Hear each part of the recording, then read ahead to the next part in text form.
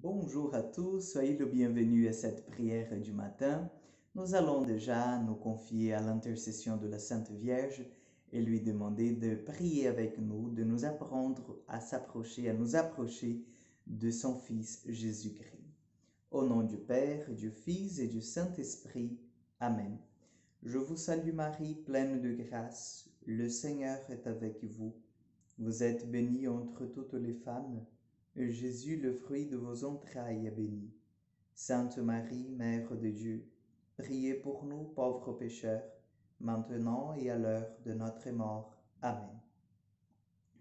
Chers amis, aujourd'hui nous allons faire cette méditation de la lettre de Saint Paul, apôtre aux Corinthiens, chapitre 9, 6 au 11. De Saint Paul, apôtre aux Corinthiens, la deuxième lettre, chapitre 9, versets 6 au 11. Frères, rappelez-vous le proverbe, à semer trop peu, on récolte trop peu. À semer largement, on récolte largement. Que chacun donne comme il a décidé dans son cœur, sans regret et sans contrainte, car Dieu aime celui qui donne joyeusement. Et Dieu est assez puissant pour vous donner toute grâce en abondance, afin que vous ayez, en toutes choses et toujours, tout ce qu'il vous faut, et même que vous ayez en abondance de quoi faire toutes sortes de biens. L'Écriture dit en effet de l'homme juste, il distribue, il donne aux pauvres, sa justice demeure à jamais. Dieu qui fournit la semence au semeur et le pain pour la nourriture vous fournira la graine. Il la multipliera, il donnera la croissance, et à ce que vous accomplirez dans la justice. Il vous rendra riche en générosité de toutes sortes, ce qui suscitera notre action de grâce envers Dieu. Parole du Seigneur. Oui, chers amis, à semer trop peu, on récolte trop peu.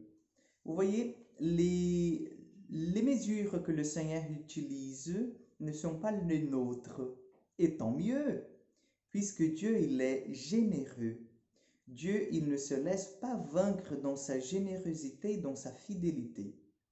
Nous sommes encore très, je vous demande pardon par le mot, mais nous sommes encore très radins. Nous sommes vraiment, nous voulons garder, nous voulons faire de réserves et lorsque nous voyons en fait nos réserves, elles périment, elles ne sont jamais assez pour nous. Pourquoi? Parce que nous n'acceptons pas de vivre selon la providence du Seigneur. Donc, à semer largement, on récolte largement. Et l'apôtre Paul vient exhorter la communauté de Corinthiens en disant, si vous avez donné, oubliez. Il ne faut pas donner et puis se plaindre, ah oui, j'ai beaucoup donné, je pourrais avoir fait, je pourrais donner moins, je pourrais donner ceci à la place de cela. Non, tout ce que vous avez fait, c'était de bon cœur. Si vous avez donné beaucoup, si vous avez donné pas beaucoup, c'est pas grave. L'important, c'est que vous avez fait votre offrande. Et là, en fait, il ne faut pas la demander de retour. Vous voyez? Donc, il vient exhorter la communauté à être joyeux dans le don, puisque c'est quelque chose qui est fait, qui vient du cœur. Donc, il ne faut pas en fait que nos dons, que tout ce que nous avons décidé de donner, soit aux gens qui sont à notre entourage, mais soit aussi à l'église, au denier du culte, à la quête, ne soit pas en fait après motif de réflexion en disant, oui, mais peut-être j'aurais dû donner un peu moins, ou peut-être j'aurais dû donner un peu plus. Donc, ce que vous avez fait, le don que vous avez fait, a été fait. Et bien sûr, goûtons. Aujourd'hui, nous sommes invités à entrer dans cette dynamique de la providence dans nos vies. Goûtons la générosité du Seigneur. Goûtons vraiment, soyons généreux et le Seigneur, il sera généreux avec nous, puisque à la place de nous fermer en nous-mêmes, nous n'arrivons pas à voir combien le Seigneur, il nous bénit, combien le Seigneur, il est là pour nous à chaque jour, combien le Seigneur, il transforme nos vies, chers amis. Donc, n'hésitez pas vraiment, vraiment à donner, n'hésitez pas vraiment à faire cette expérience de la providence de Dieu qui nous soutient à chaque instant.